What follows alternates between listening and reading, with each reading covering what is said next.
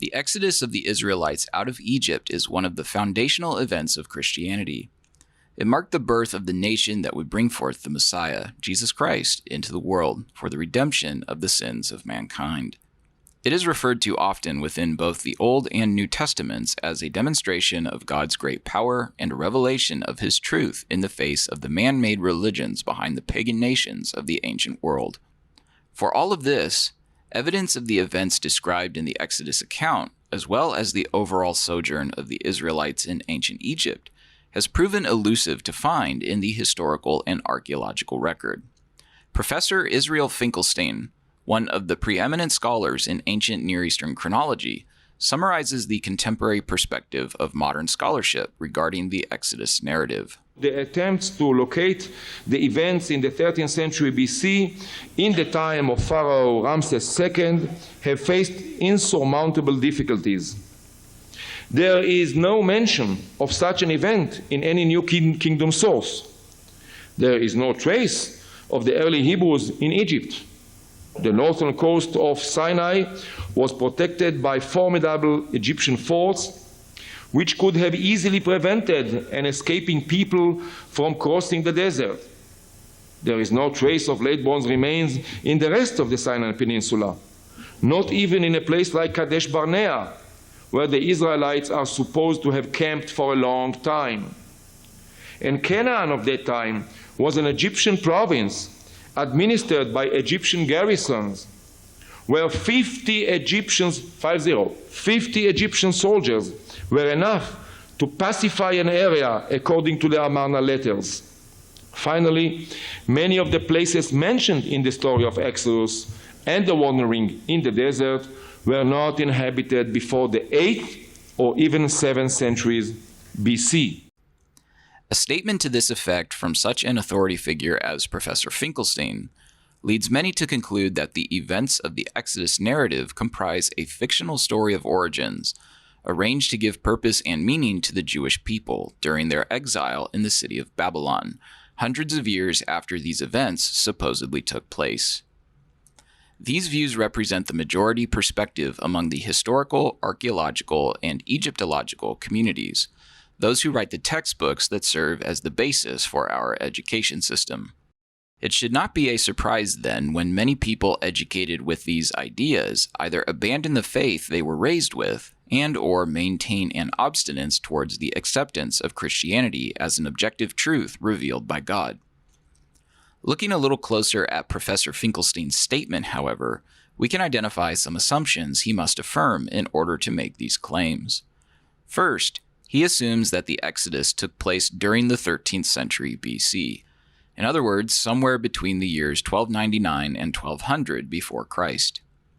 Specifically, he assumes that Pharaoh Ramses II, also known as Ramses the Great, to be the pharaoh of the Exodus.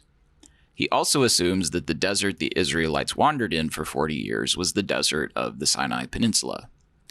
These assumptions are not unique to Professor Finkelstein. They are widespread in the academic world. They are also the assumptions behind the various depictions of the Exodus narrative in modern film and television. As a result, many people believe that these are the criteria by which we should be examining the historical and archaeological record for evidence of the Exodus. Thus, if we do not find any evidence within the bounds of these assumptions, then there is no evidence to be found. But what if these assumptions are incorrect? How would this change our perception of the Bible's historicity? Before we simply say that, quote, the attempts to locate the events of the Exodus in the 13th century before Christ in the time of Pharaoh Ramses II have faced insurmountable difficulties, we need to ask the question, is the 13th century before Christ during the reign of Ramses II the proper time to be looking for evidence of the Exodus? What are the criteria behind why so many scholars assume this position? And are there any criterion which would argue against this interpretation of history? In my previous videos, I have argued that the desert the Israelites wandered in was the Arabian Desert, not the Sinai Desert. If this is correct, then of course we won't find any evidence of late Bronze Age remains in the Sinai, because that is the wrong place to look for such remains. Regarding the date of the Exodus, though, there is a similar issue that could be at stake. If the 13th century BC was not the time the Exodus occurred, then of course there is not going to be evidence of it then, because it is the wrong time to be looking in. Before we go any further though, you may be asking, how do you look in a specific period of time? Rest assured, there is not any secret time travel going on. Briefly, there are a couple of ways to look back in time. Archaeologists utilize stratigraphy, the deposition of different types of sediment over time. As one digs down, different sedimentary layers can be identified as a result of natural and man-made phenomenon, things like floods, eruptions, fires, etc. Each layer corresponds to a given period of time. Within these layers are found various types of remains: pottery, statuary, building materials, and even ancient trash. If you find an artifact in a certain layer, you can rightly assume that the artifact's age is datable to that layer of sediment. In contrast, historians examine ancient records. Writing systems change over time. Even individual languages adopt varying scripts and idioms as things change. For example, say you found a crumpled piece of paper blowing down the street. Upon picking it up and opening it, you read that it is a letter signed by Thomas Jefferson to Benjamin Franklin. Your first thought may be that you've stumbled on an old letter written by one of America's founding fathers. However, as you read closer, you notice that Mr. Jefferson requests Mr. Franklin to follow him on Instagram. Further, even though the paper is old and brown, it is written in 12-point Arial font. These things would tell you that, despite initial appearances, this letter is either a modern forgery, or it is written from a different Thomas Jefferson to a different Benjamin Franklin that are living today. Ancient writings work similarly.